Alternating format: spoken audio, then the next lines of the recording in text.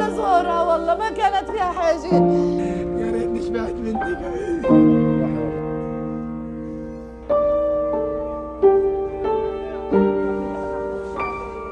দিন দিন বড্ড বেপরোয়া হয়ে উঠেছে ইসরায়েল। প্রতিদিনই ছাড়িয়ে যাচ্ছে নির্মমতা আর নৃশংসতার মাত্রা। ভেঙে দিচ্ছে অতীতের সব অমানবিকতার রেকর্ড।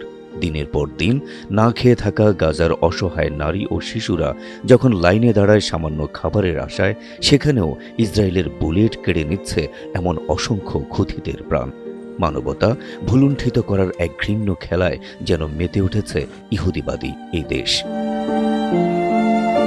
আন্তর্জাতিক সংবাদ মাধ্যম আল জাজিরা জানায়, বৃহস্পতিবার সকাল থেকে দিনভর ফিলিস্তিনের গাজায় ভয়াবহ নৃশংসতা চালায় নেতানিয়াহুর সেনারা, যাতে নিহত হন কমপক্ষে ৮২ জন ফিলিস্তিনি।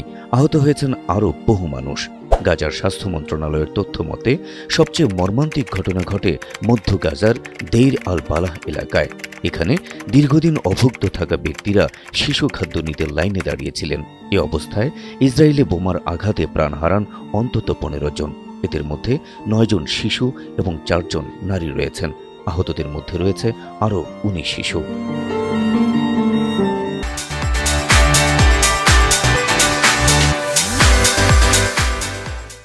এ বর্বরোচিত হামলার তীব্র নিন্দা জানিয়ে জাতিসংঘের শিশু বিষয়ক সংস্থা ইউনিসেফের নির্বাহী পরিচালক ক্যাথরিন রাসেল বলেছেন, মানুষ যখন বেঁচে থাকার তাগিদে সহায়তা চাইছে, তখন তাদের উপর হামলা চালানো মানবতার চরম লঙ্ঘন।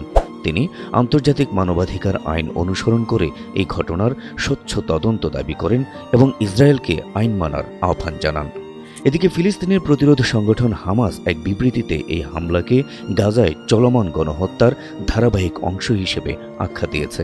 তাদের ভাষায়, ইসরায়েল নিয়মিতভাবে স্কুল, রাস্তাঘাট, শরণার্থী শিবির এবং বেসামরিক স্থাপনায় হামলা চালিয়ে সাধারণ মানুষকে হত্যার যে নীতি নিয়েছে, তা একটি সুপরিকল্পিত জাতিগত নিধনের অংশ, যা ঘটছে আন্তর্জাতিক সম্প্রদায়ের চোখের সামনেই। ইসরায়েল তার নৃশংসতার মাত্রা এমন সময় বাড়ালো যখন ফিলিস্তিনের গাজা উপত্যকায় যুদ্ধবিরতি চুক্তির একটি সম্ভাবনা উঁকি দিচ্ছিল। সেই সাথে রাফা শহর থেকে ফিলিস্তিনিদের জোরপূর্বক সরিয়ে নেওয়ার পরিকল্পনা নিয়ে উদ্বেগ বাড়ছিল আন্তর্জাতিক মহলে।